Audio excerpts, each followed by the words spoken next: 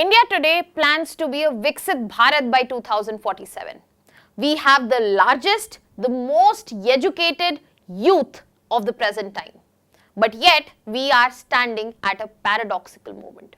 Where we talk about the most educated youth, we talk about biggest workforce, but at the same time, unemployment remains starkly high, which is a big problem for the promises and aspirations we have for coming times. Hello everyone, welcome to Vajiram and Ravi's Flash News. My name is Shubhangi Singh and today we are going to understand the few studies and the data that they have brought out and what they are telling in terms of India's growth story. What they are telling in terms of India's growth story and also what is actually and also what it means, what are the consequences lying in front of us.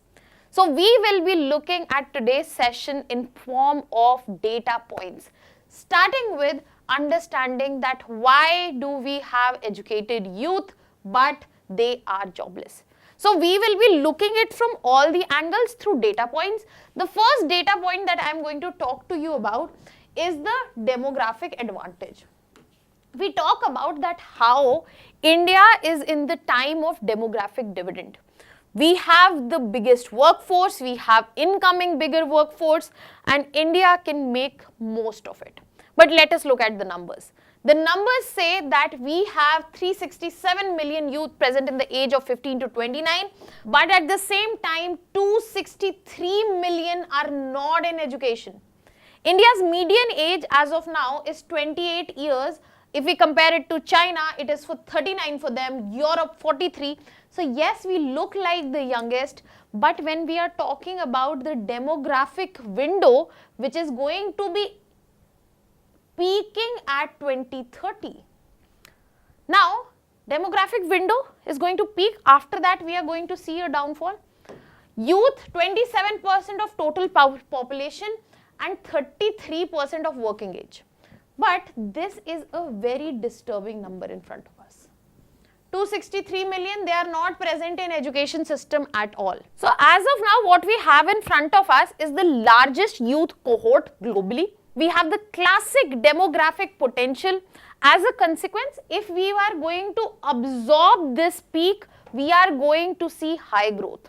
But if we do not absorb, this is where the problem lies. Failure shows unemployment, will be showed as unemployment. Rising unemployment is present in our country. Failure will be shown through social unrest as well. So as of now, India's demographic structure resembles the East Asian economies when they were peaking in terms of demographic dividend itself. However, the problem here is India is struggling to convert this demographic dividend into economic gains, and this seems like more of a demographic risk. Now let us move to the second data point that I want to talk about. The second data point is about education.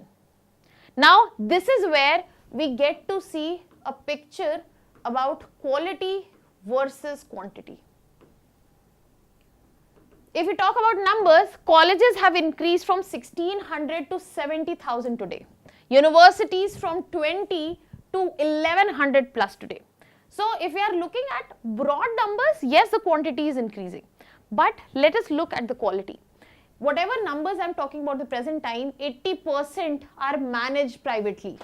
If I am talking about gross enrollment ratio across colleges, universities, higher education is only 10%. In 2000, moving to 28 to 29% in 2022-23. If we talk about the participation of poor households in higher education, 8% to 17%. It might seem like an increase, but what is the number that we are looking at? And female gross enrollment ratio is now equal or highly or slightly higher than males. But another quality problem that is lying in front of us apart from the numbers is the fact 30 to 40% vacancies in public universities when we are talking about faculties. Now what does this number, this data mean? This data does show that there has been certain amount of democratization of access which is present, But at the same time, what we get to see is that there has been rise of first time learners. So when we are talking about gross enrollment ratio, be it for females or in general, this shows a rise of first time learners. Another thing that has been highlighted through this data is uneven quality. Quantity increasing, quality not so much. In certain places, yes, in certain places, no. And as a result, what we have in our country as of now is degree inflation. Why I am saying degree inflation? Because of this 80% which is privately managed. We have low employability because of limited skills, because these institutions are increasing in numbers, not in quality, and we also have skill mismatch. Now on this note, let us move to the next data point I want to present in terms of graduate unemployment, which was the core topic that I wanted to start with. Now when we are looking at graduate unemployment, 40% it is present between the age of 15 to 25, 20% if we are looking at 25 to 29. So if we are looking at graduates, the graduates who are of age 15 to 25, 40% unemployment present is there. Then if you are looking at 25 to 29, 20% unemployment is there. Overall unemployment in youth is significantly higher, where less educated workers. That means educated workers are not getting jobs. And another historical trend, consistent issue present since 1980s, that graduate unemployment is standing somewhere between the range of 30 to 40%. That means for past 5 decades, we have not been able to solve this number. We are generating jobs, we will move to that data point also. But the problem is population is also increasing. The problem is people are graduating. That population is getting graduated. We are not increasing employment in the level of population itself. Now let us move towards the data point that I was just discussing about job creation. When we are talking about job creation, it also comes to the similar point, because if you look, quality and quantity variation, it is again present here, just like education. Because total employment, if you are looking at post-pandemic scenario, that means from 2020, we have seen that it has increased from 490 to 572 million. But if you look at the creation of job, it is concentrated in agriculture sector, 45 to 50%. Agriculture was already stagnant, it was full, it is saturated. That means this is disguised unemployment. Rest of the jobs are coming from informal sector itself. So as of now, still 45% workforce which is working here, they only contribute to remainder of GDP that comes from agriculture. 80 to 85% workforce is informal. That means jobs are created but productivity is low. The productivity will remain low, growth will not set in.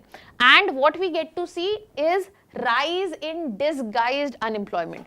As a consequence, underemployment will be seen, low wages will be seen, and weak economic transformation will be present.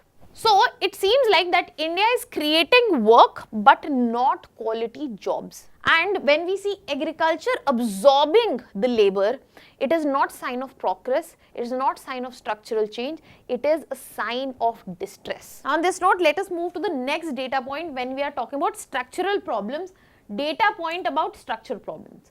So when we look at the share of GDP, where it is coming from, which sector is contributing to GDP, service sector is given 55 to 60% of GDP.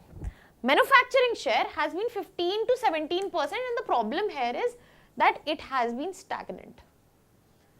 Now in this 15 to 16%, and this 15 to 17%, only 12 to 13% of workforce is involved. And when we are looking at services sector, IT BPM, 5 million directly employed. Now, if you are looking at GDP, employment, export, the major contribution is coming from services sector. And the manufacturing sector that remains stagnant is needed to grow if we want to employ people. Because China's manufacturing share 25 to 30% during the peak growth phase. We have not even moved towards 20. We are struggling to push it beyond 15, 16, 17.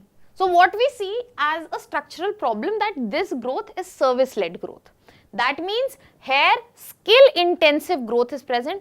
The people who have lower skills, they might not be absorbed or limited absorption will take place. As a consequence, dual labor market will be present in terms of skills, in terms of employability. There will be a missing middle layer jobs. Inequality will rise, and this is where AI also threatens a lot. So when we are talking about comparison with East Asian economies, unlike East Asia, India has skipped labor intensive manufacturing, and which is a problem when we are talking about employment generation.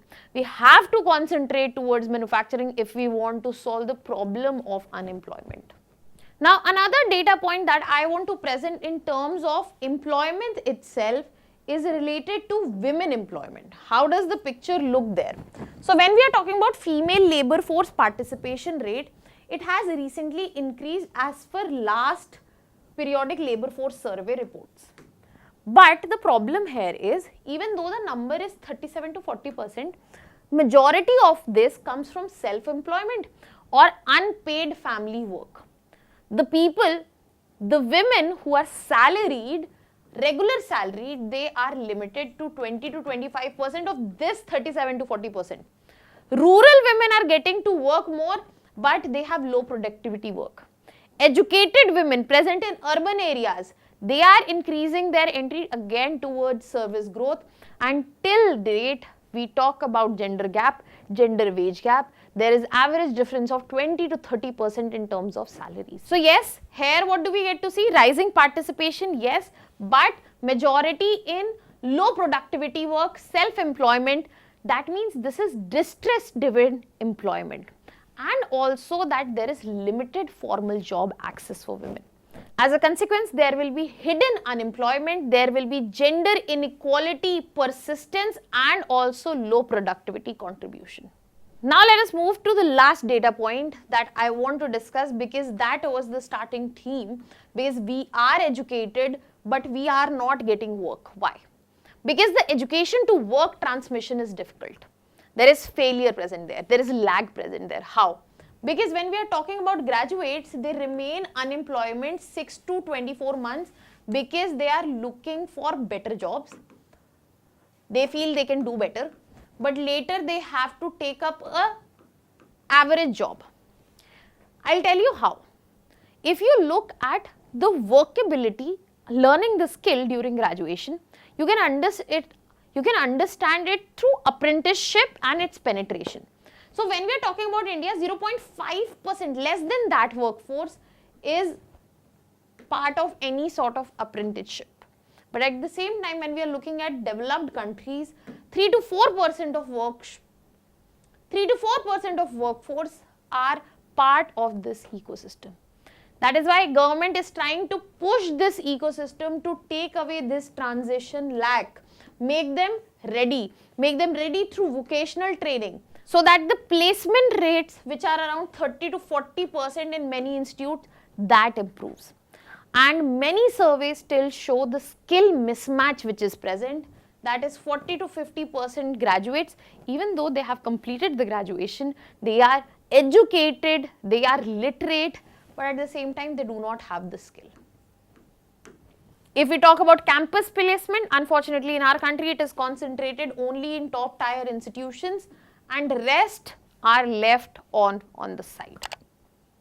Now this was the story of the most educated youth yet jobless. What are your thoughts on this? Let me know in the comment section. Suggest way forward. Think of it as a mains question and suggest way forward for that. That was all from my side. Thank you so much.